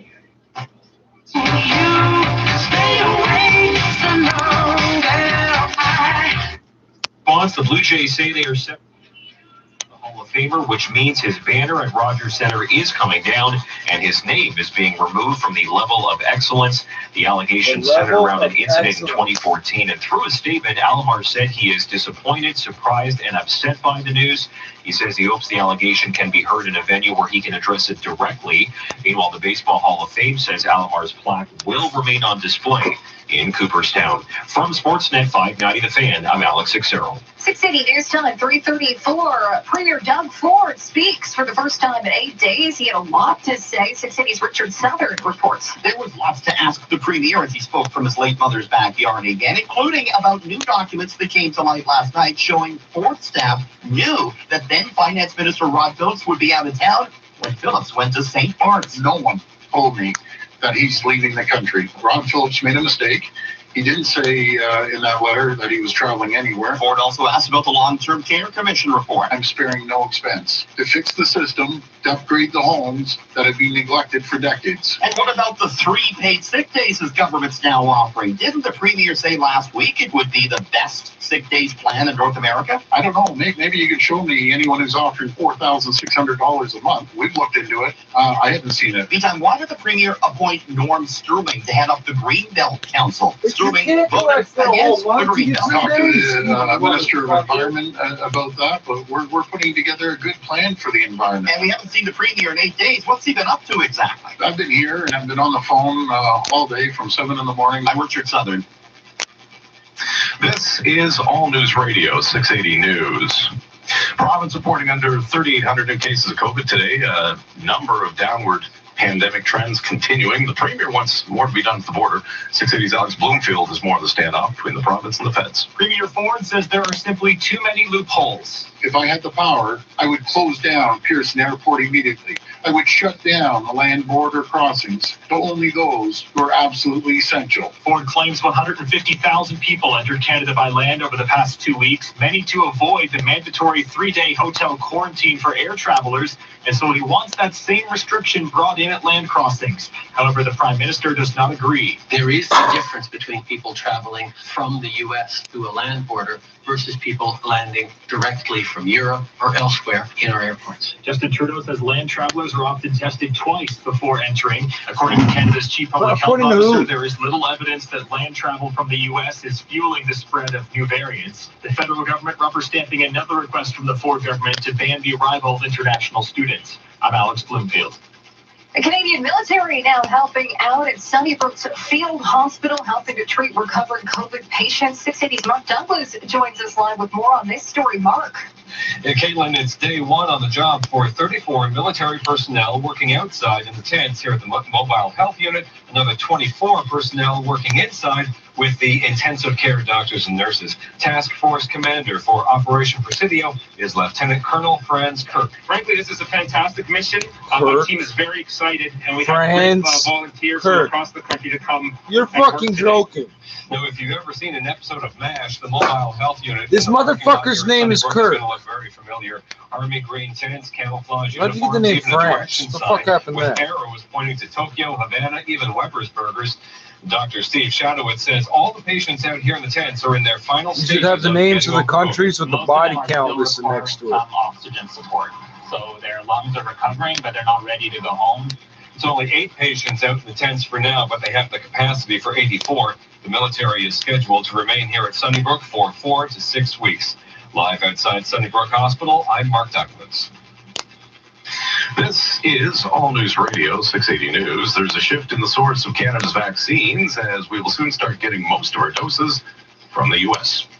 For the first time in this pandemic, we'll be getting our main supply of vaccines from the U.S. Starting next week, Pfizer will be sending us doses from its plant in Michigan instead of Europe. Now that the White House is the land border as well, I'm with him with that because I'm concerned now that these people who are not going to be able to come in directly at the airport are going to find loopholes to get in the country some other way, either through the land border or through indirect travel. We see this shit all the time in Canada. To quell this rising COVID thing from India, I'm for it. And I feel for the people of India greatly. They're great people. This is not their fault. This is just, there's hundreds of millions of people there, and they don't have the vaccines that the U.S. has. It's not their fault, but it's not our fault either. We have to protect Canadians first. Well, let me ask you, let me just stop you for a second when you're saying, okay, you've seen that this is a debacle there. When we've got people landing in the U.S. today, Prime Minister says, well, they're still subjected to having that 3-day in advance negative test to get into this country. And so they get into this country, they get tested again, or they can go home and get tested. And then they await the government to come by or the health authorities and pick up the test results. They're supposedly on their own honor quarantining for 14 days. We just heard from a caller previously. He said, I'm waiting here with my test results. Nobody's coming by. Nobody does any follow-up. So that's where the system falls apart. You just put 3 huge points there. Number one, the test that they get. I shouldn't say most. Many of these tests are fraudulent. The certificate that you're handed is fraudulent. Then second, is the person going to actually quarantine? You've got a 90-year-old woman saying, yeah, I'm coming to visit my family, and I'm going to quarantine in the basement for 2 weeks. And, you're kind of like, really? You're really going to do that? And then, of course, like you said, the follow-up. It's a mess. I want Canadian businesses to open up. So if we're going to do this whole shutdown thing, do it properly so that we can get everyone back to work. Appreciate it. Thanks a lot, Dave, for calling in periodically. Keep calling. Let me get to Sasha in Barrie next on the Oakley Show. Go ahead, Sasha.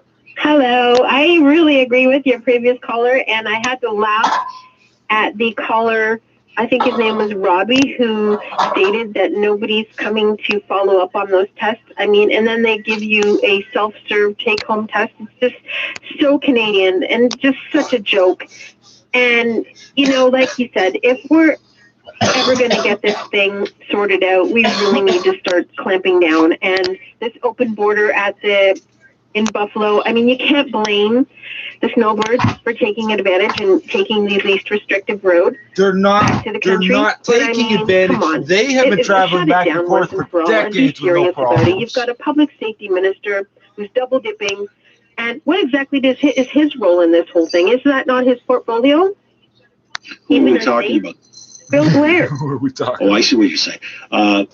Well, I don't know. I mean, he's the guy who's suggesting that everything is tickety-boo and we've got the border. Yeah. So your family's coming back from Florida. Yes, please keep dumping data on the road. Keep showing me these edited photos of my eyes. I know you're obsessed. No, they specifically stated to me that they're taking advantage of this loophole, and they said this over like a month and a half ago. And they said they're taking advantage of the loophole, and until they can, you know, do something about it, they're hopping on a flight, they're flying into Buffalo, they're taking a cab across to the border where somebody else is going to meet them, and it's costing them $100 US. Yeah, by the way, so to be consistent then, you want to see that we had tighter enforcement at the land crossing. Yes. So if they came across at Buffalo, they'd have to go into quarantine, potentially a hotel that they pay for, at least for 3 days.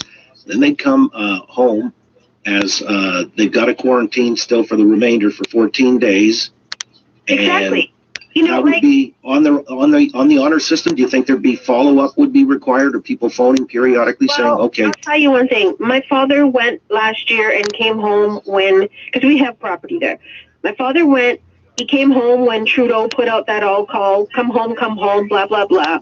He came home, and to his surprise, when he got home, you might as well have said who wants Tim Hortons. He had 2 calls from Health Canada, and then OPP. I mean, he went out to check his mail because he lives in a rural community, and he had to walk to the mailbox. And OPP were there and actually stopped him and asked him who he was. And yeah, basically, you're the guy. Yeah, you're supposed to be in, quarantine. Not a problem. Everything was good. So they did check up on him. But that's not something in the provincial. That wouldn't be on the OPP's computer. That's the gossip chain. Honor system, and no one's followed up. I mean, come on. And realistically, are they going to go to somebody who's living way, way deep in the bush? How are they going to find you? That's another thing. All right. They found Ted Kaczynski, but it took them about 15 years. No, they didn't. All right, Sasha, thanks for the call. Laying in from Barrie. Good luck. Doug in St. Kitts. Let's get you in here on the Oakley Show. Hi, Doug. Hi, John. Sister-in-law or something, whatever the fuck it was, turned them in. All right. What about coming back into the country? Do we need stricter controls and land border crossings? Well, I don't think so, John. I've just returned. I was 4 months in Florida, and I'm 76 years old, and I went down, and fortunately, I'm a dual citizen, so I could drive down and I could drive back, but my girlfriend's Canadian, and so we decided to come back about April 10th. We had to pay $180 each in Florida for a PCR test, which we got right within 30 minutes, and it was negative. We both had negative. $200 for a 99-cent test, I bet. Then we showed them all our stuff. The arrived can was filled in. We did everything by the book. And then we showed up at the PCR, and the previous callers, it is a PCR test. The lady called in, I don't think she knew, but it's a PCR test they do at the border. The antigen tests are not allowed. They don't work at the border. So the PCR, we took that again, then we were given the kit. We came home. I've always been a guy that kind of stretched the rules, but I took this pretty seriously. But I don't understand how I can arrive at the border with a negative test within 48 hours, essentially it was.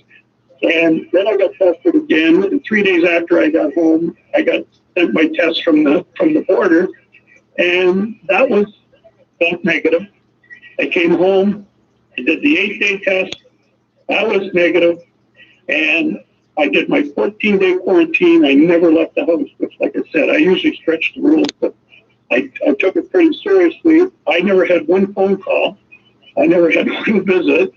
Yet I had 3 or 4 other friends. Dude, that's between you and your kids. Can you get to the... And one got 6 phone calls, a visit, and the other people live actually up in the north, in the Kawarthas and Muskoka, in the boondocks, and they actually got visits from the police. So but what you're saying is it's sort of inconsistent. It's all over the place. It's not consistent. All over the place. Yep. Right. Well, I guess they're trusting Canadians such as yourself to do the honorable thing you did. Some don't, and therein lies the problem. So whether or not a quarantine hotel situation would make any difference, that's what Ford is asking for. That's what I was asking about. Doug, thanks for sharing your story with us. I mean, it seems to follow a pattern that this is still not going to be foolproof, but nonetheless, we'll see. Doesn't look like the feds are in any rush to implement that particular system, not at land border crossings. So take that under advisement. We'll have to pick up on this one a little later in the program. I got a call from Angelo here. I can't take the call, but he wonders why can't the province just close the highway? Well, you've got problems with mobility rights of Canadians returning. I mean, if it's, are you talking across from the US of A? That's international, and that's regulated by the feds. The feds regulate international travel. However, we're going to come back and talk about something else that has international implications. A massive multi-billion dollar industry is competitive bridge. And now there's a scandal rocking that world. We're going to talk to the documentary filmmaker who has exposed it all. He's going to share in time. They had a sort of a peculiar phenomena, climate change related, whereby they had sandstorms. And the sand was blowing so much from the beach inland that rendered many of the agricultural lands not for farming because of the thick layer of sand, and also the late rains or lack thereof. So it's, I don't know, for lack of a better word, if you would call it a perfect storm, but it is climate change, COVID, and of course consecutive years of basically droughts. And why is this fairly foreseeable disaster something the Madagascan government is only just waking up to? They're not. They have been trying within the means available. We have been calling the attention to this since October. The international community has been calling the attention to it. But with all what is going around the world, I think Madagascar does not surface on the radar screen with needs increasing across the globe. The issue is, in this time and age, we have fellow citizens, fellow human beings starving. I had the chance to meet a mother who had a 7-month-old child in her hands. I'm a father. The child looked like he was 2 months old, and she told me that a few days before she lost a 2-year-old son. I've been in this field for 30 years, and honestly speaking, one of the red flags that comes out is when the head of households, the mothers, tell you that they have sold their cooking utensils. You know there is nothing left. That was Amr Daoudi of the UN World Food Programme speaking to me from Madagascar. You're with the BBC World Service. Saturday morning at 11. Call 1-855.